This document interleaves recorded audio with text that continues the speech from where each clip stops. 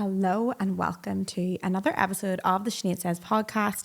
This week we have a solo podcast, and I just wanted to quickly remind you that if you really like this podcast, please subscribe because you'll get a little notification when we have a new episode, and we really appreciate any reviews that you give us as well. This week we're going to talk a little bit about realizations throughout the week, things that I have learned, because to be honest, like this podcast, I'm just going to get the description of this podcast because I feel like I've never made a description of this podcast. So the full description of this podcast is an insight into love, life, and relationships, how our brain works, and strategies to overcome the way we talk to ourselves and navigating our way through life to get our goals. So that's what the podcast is all about. So I thought I would just give you my realizations throughout the week. And we're also going to talk about removing fear, because fear is a massive element that holds us back from our true higher selves. So we're going to talk a little bit about that, and we're going to just talk a little about hormones in the body, things that are produced through different types of thoughts and stuff like that. But before we go into our podcast, I just want to thank BetterHelp for sponsoring the podcast. BetterHelp have been sponsoring the podcast since day one, and I'm back at BetterHelp myself, and I just had to change my therapist, which I'm so sad about, just because like I changed time zones. So you can change your therapist at any point to like a therapist that suits you or suits your time zone. So I've just changed mine to Australian time zone as well. So, and it's good because they have all my information there. You have to fill in like a full questionnaire of everything that you're looking for, everything, and they choose one for you as well. So you can look through all these different ones. But yeah, so I changed mine this week, and I am really diving into therapy just because like I'm newly single. Well, I'm not even newly single anymore. I'm like single like 5 or 6 months, and I just want to get through some limiting beliefs. I want to be my full potential, because I think sometimes people think you go to therapy because like you're having a really bad time or you're sick or anything like that. But in fact, like it is there for your full potential as well. And I feel like therapy is the reason why I have got my full potential, and I will continue to do like little stints of it when I need it. So I'm definitely in need of it now for the new year. I just thought I signed up for like a little 6-week stint on BetterHelp, and you can get 10% off your first month with betterhelp.com/Sinead. That is betterhelp.com/Sinead. So the first thing I wanted to talk about was this, right? So when I'm talking about positive thoughts and negative thoughts, and I'm telling like my meditation students, my groups, my friends about the impact it can have on your body and your hormones and how your body reacts, because your mind and body are connected, and sometimes it's really hard to get through and tell people, because if you look at cell biology and you look at the different research projects on your body when it's in love, so your body when it's in love is beautiful. It has a high immune system. It creates all these loving hormones like dopamine, oxytocin, growth hormone, and all these things like reduce inflammation, and they are your happy hormones generally. And then when you are creating fear-based thoughts, or angry thoughts, you're gonna get these things like adrenaline, cortisol, histamine, which causes inflammation, all these things. But it's very hard to describe that to someone. And I was reading the book, Breaking the Habit of Being Yourself, which is the book that we have in book club in Sydney here. So I have a book club, which I love. Shout out to any of my book club girls that come. So that book has some amazing triggers for how the impact of positive mental thoughts. So the whole book is about basically the science of law of attraction, basically the science of if you change your mind, your life and your environment are going to change around you. And I am so obsessed with this book, so you definitely need to give it a go. The first little bit, it's a little bit sciencey, but that's just to prove to people that that energy is real, and that whatever energy you're giving yourself and you give out is what you're going to attract, etc., etc.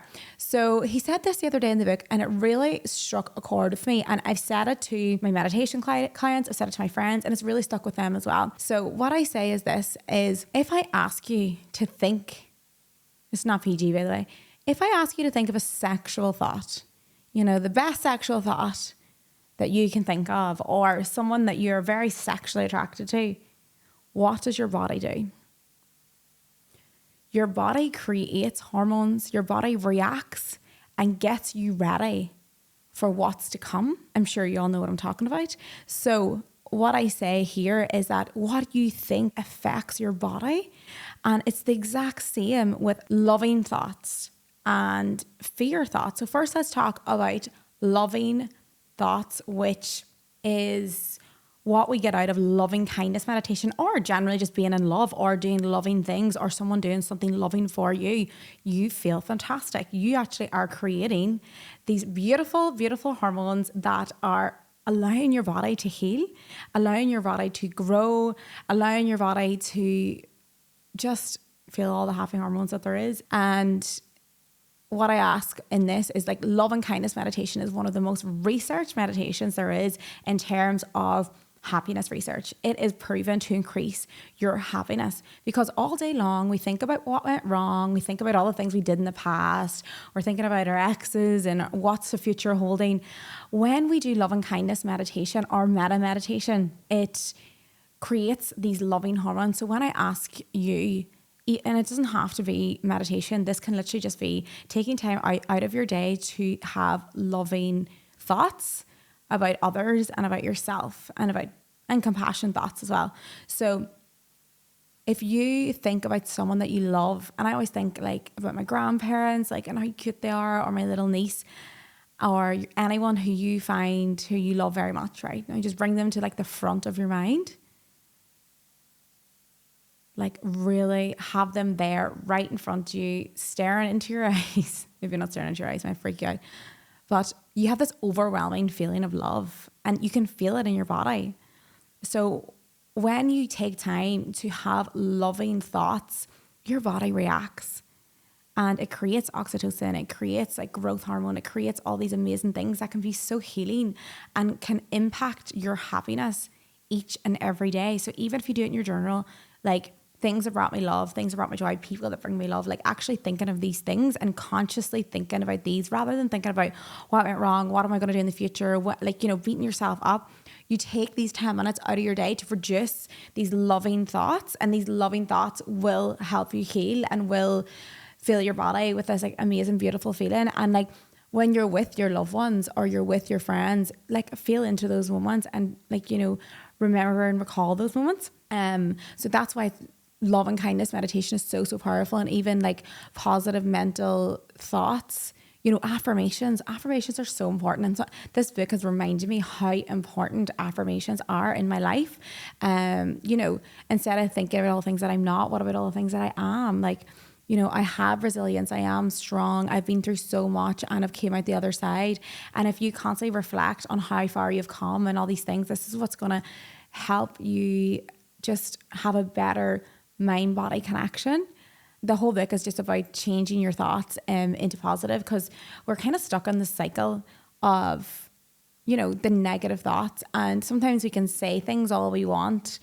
And I think I said this last week. Oh yeah, we did say that about beliefs and everything. Sometimes we can say things, but not actually, we can't feel them in our body, but sometimes we have to ask for evidence. So if you say like, I am loving and kind, and sometimes it's hard to think of that, actually think of evidence of the times, you know, people, even think about your family giving you a birthday cake, or your family helping you, like just giving you nice, not like giving you nice praise, or times where you've even been in love, like you're so lovable and you just don't think about those things very often. That's what that book's all about. It's very, very good, and I'm obsessed with it. That's just a good trigger, you know, knowing that like you can influence your body with your mind. So just please remember. And now we're going to move on to like the fears. So obviously when we think fearful thoughts, which is quite natural, especially in our generation, like we are kind of, you know, we do think ahead, we do compare ourselves to others, but please know that like we can remove the fear. If you're feeling fearful, or you're feeling scared, or you're feeling angry, or you're feeling resentful towards another human being, like those things like can cause stressful hormones on you as well. They can put you in a state of fight or flight. And then what does your body do when it feels fear, when it feels anger, when it feels resentment? It wants to run, it wants to attack. Your body is filled with like adrenaline. So even the thoughts alone can create these hormones, which, you know, are not good to sit in. And that is why we need to take those 10, 20 minutes a day to like bring those hormones back down to more loving and chilled, and like decompress the nervous system with things like meditation, things that you love, swimming, all these things like that bring you back to your mindful state. So when it comes to removing fear, a lot of people do sit in fear, but it's good to really question fear so we can get rid of it. And I think I wrote this article, let me just like get it off, and it was about my mom. And my mom has a lot of fear around driving to other places. Like my mom has literally drove me to like 3 different places, right? And she won't go anywhere else. Like she never picks me up from the airport. It's too scary for her. She's like, oh my God, what would happen if this. And I wrote this article, and you might have heard it before. So it was not about like my mom driving me to the hospital appointment, and it was really quite far away, and like it's really out of mom's comfort zone, but I hadn't got a car. I think it was in the garage. I was like, Mom, you're gonna have to take me. And like, you know, all my life, I do remember my mom never driving me anywhere but Oma, Strabane and Derry, which is like my local towns, and she wouldn't even go to Belfast. And I keep telling her all the time, like, she is creating thought-based fear when it comes to stepping out of our comfort zone. She always says like, what if something goes wrong? What if we get lost and all this blah blah blah.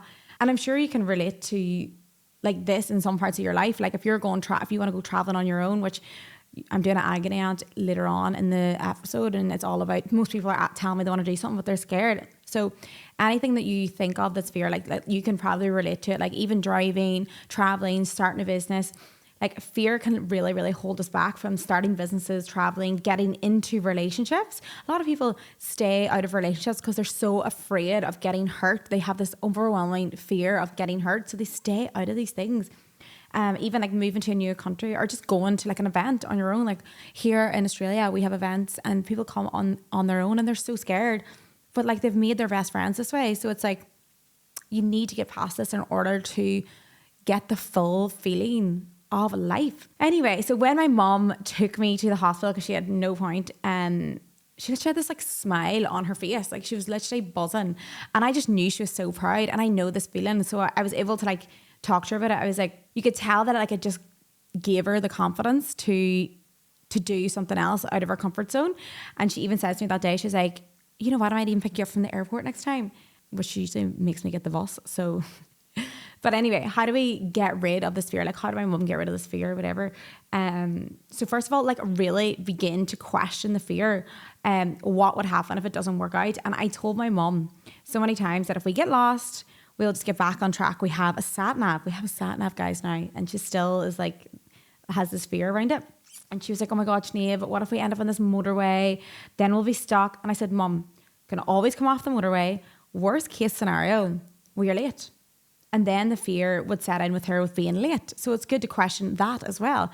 That is when I like assured her, I was like, we can always call ahead and tell them that we're going to be late. And I remind her as well of like the kindness and compassionate of other people. And I always say like, what if somebody rang you and they told you that they were going to be late because they got lost? You would have compassion for them. You would let them be okay, and you would figure it out. There's always like this word, like I always say, like you have to question these fears, because that would have just sat with her, you know, that just would have sat with her. And this is such a simple thing, like, you know, mum just driving, like this can be anything, like starting a business, like question yourself, what is the worst that can happen in business? What is the worst that can happen in, you know, being fully invested in a relationship? You know, at least if you got hurt, that you've been loved as well. And like, it's always going to be worth it. And, you know, do you want to sit back and watch everyone do all the things that you truly desire? Or are you going to take a step forward and like begin to remove your fear? And I always say to these people will text me all the time, and a lot of people message in the agony aunt, like, I really want to travel and I'm too scared to go on my own. And I'm like, okay, if you have this fear of moving countries, what if you don't like it? If you don't like it, just come home. You know, there's a bit of a solution for it, you know? So if you go there and you don't like it, you can always go home. There's always a flight to go home. You know, this happens every day where people go traveling and then they don't like it and they come back. At least they 100% know that they're a home bird, and they will never question it again, because they're like, you know what, I really just love being home. So if you're thinking of like starting a business, just remind yourself that people feel all the time. We talked about this on last week's podcast, and it's the quickest way to learn. And and I said this last week, you've watched me fail time and time again. You've watched me lose money in business. You've watched me like do stupid things that like would to the normal person seem like I had failed. And I always say, like, do you think any less of me for failing in business? Do you think any less of me for moving countries? And like, so let's just say somebody moves countries and they didn't like it and they come back. You don't even judge them. You don't care that like that person didn't get on so well. Like, as long as they're happy, if you're a nice person, you're going to just want them to be happy. And the worst thing that is worse than this fear is the regret that we feel when we don't do something that we desire. Like, there is something that you're drawn to right now. I can tell right now that if you're listening to this, there is something that is in your mind that you are fearful of, and you want to move forward with it, but this fear is holding you back. So you always have to ask, what is the worst that can happen, and really investigate that and try to remove fear this way. There's other ways as well, which I'm going to show you in a minute. And there's this lovely wee quote as well that I wrote in the article, and it was, we are each the captain of our own ship. Fear of the future is the anchor that holds us in the harbour. Fear-ruled ships stay in safe harbours, but what use is a ship that won't set a sail? I love that, right? So we are the captain of our own ship, and the fear is the anchor and that holds us in the harbour. What the hell is the point of life itself if we can't set a sail? You know, we're here to explore. We're here to get curious. We're here to experience life, to see what we like and see what we don't like. So this fear is, so think about it now, like, what are you fearing? What is it that truly you're drawn to? What brings a fire in your stomach? And really just like question it. The journal prompts that I would say for removing fear would be, question your fears today. All right. So if you want to write this down or whatever, question your fears today. What if it works out? What if it doesn't work out? And how will it feel when you accomplish it? Like, imagine that feeling of accomplishment. Like, you know, when moving countries as well, when you get here, it's really hard. I spoke about that before. It is very hard when you move countries. You don't know anyone. You don't feel safe because you haven't got like your safety pack. You don't have your family around. It is very anxious time. But as time goes on and you learn, you buy all your furniture, you set up, you learn the ways in the car. I love that feeling in the car whenever you are like, I don't need a sat nav because I know where I'm going. That's so accomplishing. And even like when you actually set up and you've went out of your comfort zone and you've got through the anxious part, the feeling of proudness is so amazing, guys. I can't even describe it. Like, the feeling of how proud you are when you've pushed past your own fear is euphoric. And once you feel this, I think it's called the peak experience. I think there's a thing on this. Anyway, it's like a peak experience where you actually do something you're afraid of and realize that it's not that scary. It is like all these fears and anxious thoughts are made up on your own head. And then when you actually do it, you're like, whoa, it's not as scary as I thought. It's an amazing feeling of accomplishment, and I feel invincible. That's like a good way as well to really begin the journey of removing fear. And you know, it takes time as well. And even I was writing a meditation the other day, I was doing research on removing fear, and I'll just talk a wee bit about it. So where does fear come from? Like, do you know where fear comes from? So if you have the knowledge of what these things are, what these emotions do and feel, we can begin to have the knowledge to move forward. So fear comes from attaching happiness outside of yourself. Let's just say you are attached to your job. Your job is your happiness. The money is happiness. All these things, like, this partner is my happiness. What do you feel constantly? You feel fear, because if you lose that thing that brings you your so-called happiness, then you've got nothing, all right? So if you have the peace, if you have inner peace right here, right now, if you're at peace with yourself and you begin the process of, you know, your own inner peace, you become so strong and you begin to remove fear, because fear comes from attaching happiness to something else outside of yourself. So if you learn to love yourself and learn this like inner peace, and I always say this in meditation as well, meditation is so powerful for inner peace. And you're not going to get inner peace the first week, first 2 weeks, first 3 weeks, but there's something in there. There's like this moment of like melting, and you're just like, you feel so warm and fuzzy, and you just feel like no matter what happens, and you can close your eyes and you're going to be okay. Whatever happens in the outside world, you have your own peace and you have your own inner guidance, your own inner intuition. And like, it's in there, guys. It really is. If we just put the time in to like do meditation and stuff. And we can also find that in like our own little hobbies, things that we love and enjoy. We find it's not just meditation. Like if you're playing football, you're enjoying your time and your hobbies, like, you know, like this is like your own little inner peace and inner happiness. And like you can bring those things to yourself. So ask yourself what you can bring to yourself, and then what brings you joy. And you've got those at the drop of a hat, you know what I mean? But most importantly, that inner peace feeling is so, so beautiful. When I was writing this removing fear meditation, I'm not going to do it for you because like you're not going to sit and meditate. You're probably driving or out walking. What I said is how we can bring awareness to where we are and work on it so that we don't worry. This is the beginning of the moving of fear. You have to remember, right? Instead of thinking, I need this, I need that in order to be happy, know that everything in your life does one of three things. Now, this is a great perspective to have, and I feel like it's my favorite perspective. Everything in your life does one of three things: shows you to yourself, heals a part of yourself, or lets you enjoy a part of yourself. And if you adopt this perspective, there is just nothing left to fear. Like there's nothing left to fear. If you truly think that life does one of three things: shows you to yourself, heals a part of yourself, or lets you enjoy parts of yourself, you know that everything that's going to come forward to you is for one of these three reasons. And then I go through in the meditation and I'm just like, and like even when you're meditating, sometimes when I just tell people to breathe in and out and there's like an anchor there, I'm like, there's no suffering in the now. All right. There's suffering in thinking in the future and thinking of the past. Attaching happiness to the future, attaching happiness to the past creates fear. So if you take a breath in, like, there is nothing in this moment apart from the now.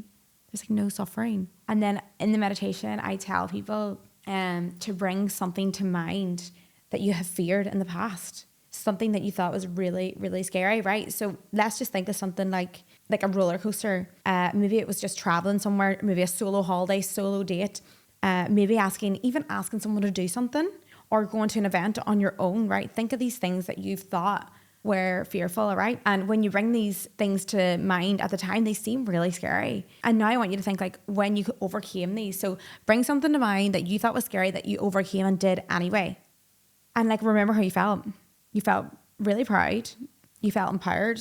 You felt stronger, and you felt like even more resilience. And why? Because everything in life does one of those three things: heals a part of yourself, lets you enjoy a part of yourself, or shows you to yourself. And just remember that life is really for exploring yourself. It's for joy.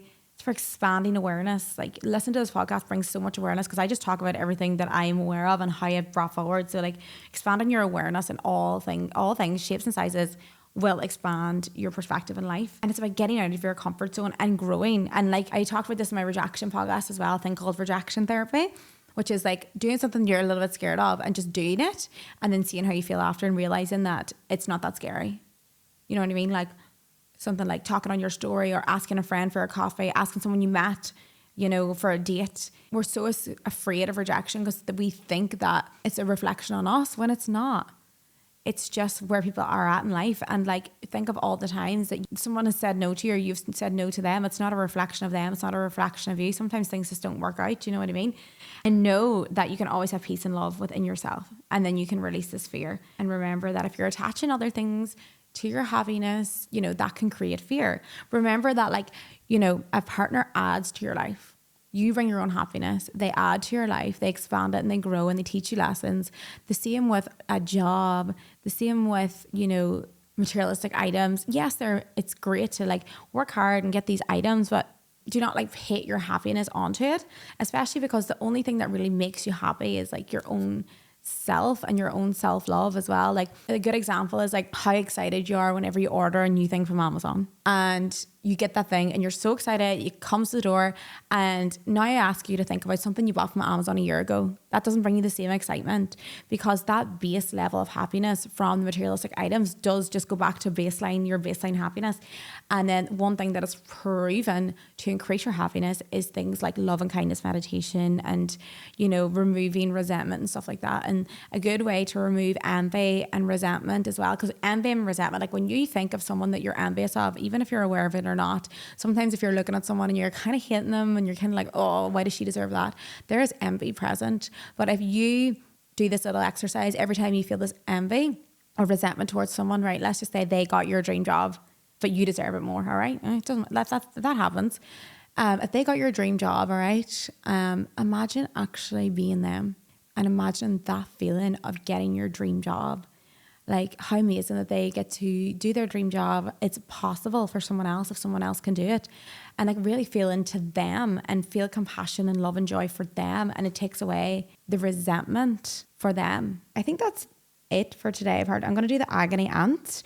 So you asked a few questions before we go into agony aunt as well. If you are looking to remove fear and go into positive loving emotions, you can join the Brave Way. The Brave Way is a 21-day meditation course that I've designed myself. It is $42.99. It is 21 days of different types of meditation that will pull you into the present moment, fill you with loving emotions, and you can get 10% off if you're a listener of the podcast. You can just put in Sinead Says 10, and yeah, let me know what you think of it if you are doing it. So I did a little Q&A, so I thought I would just like answer some of them as well. Somebody said how to get over someone you have feelings for when they started to ghost you.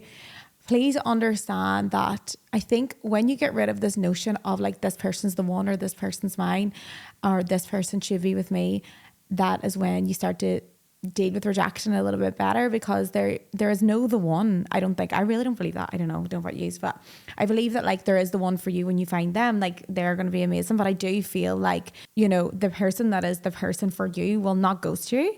And remember that ghosting usually is not personal. Ghosting is just usually, you know, lack of compatibility. That person's not in the same place as you.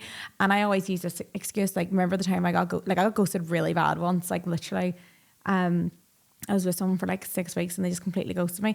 And how do you think of me? Do you think I'm not enough to be loved?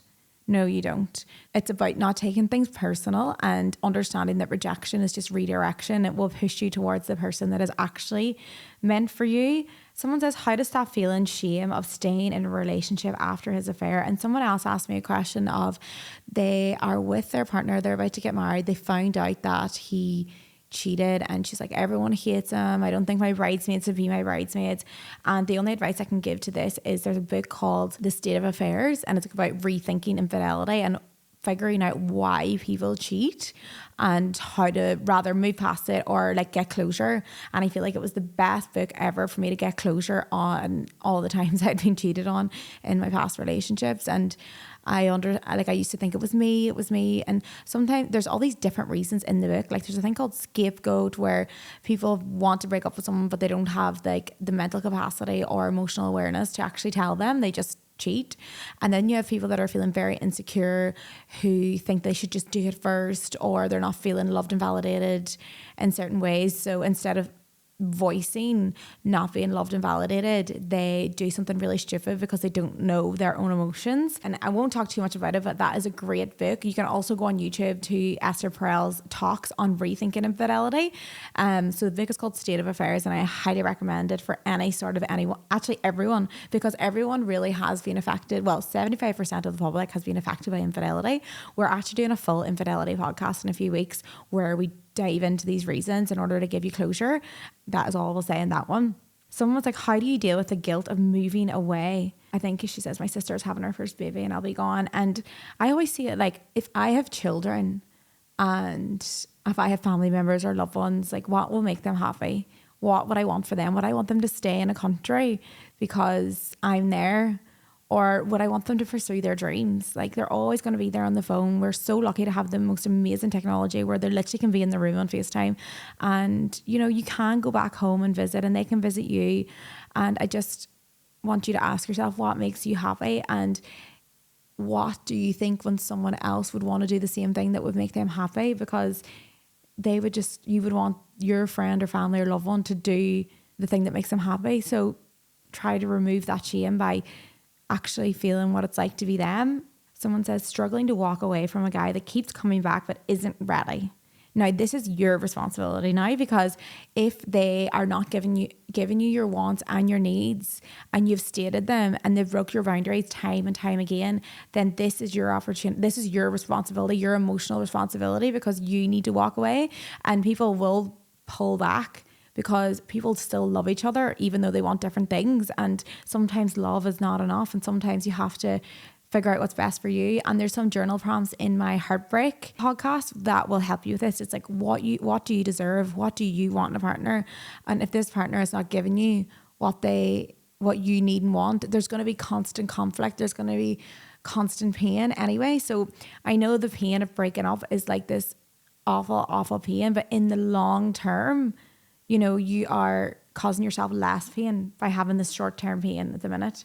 Someone says, in a happy relationship, but ex-lover who I get on with wants to meet up for a general catch-up. I want to meet, but if I explain it, will just end in an argument and not be worth it. Any advice? It depends why you're trying to meet this person. Usually when someone wants you back or someone wants to talk, like, it's usually like you're looking for this, like, it does feel good and powerful when someone wants to speak to you, like an ex-lover. And notice that, like, why do you want to speak to them? Do you want to speak to them to feel good about yourself? Do you want to speak to them because they're struggling? Do you want to speak to them because you have feelings for them? Then you need to really evaluate why it is you want to meet up with this person. Because if you just want to be friends, that's different. Like, you can explain that to your partner. I definitely think people can be friends after a broken relationship. Like, I am friends with my ex, a few of my exes, and I feel like it can be done as long as you're very clear on what it is that you want from this. But definitely I wouldn't do it behind your partner's back. Like imagine your partner did that to you. So if you put the shoe in the other foot and your partner went to meet his ex-lover and didn't tell you, I feel like that's, you know, disrespectful as well. So I definitely think you need to not do that, but you definitely need to evaluate. So a lot of people are saying find it very hard to make friends in Sydney. And any tips? So this is like in general, if you're finding it hard to make friends in any country that you are, you know, try to get a solution to this. Okay, how can I make friends? How can I be in the company of people that I you know, that I could gel with? So look around your local Instagrams, your local clubs, like yoga, football, sports, book clubs. Like, there's loads of opportunities for people. And if there's no opportunities, then you should make up an opportunity for yourself. Because everyone keeps asking me, like, can you do a book club online? I'd love to do it. And I was like, why can't you make a little book club with your friends, or make like a little poster for your hometown? Like, Instagram is huge as well. So it's a huge way to make friends, and you can really see who you would gel with by their Instagram. So like,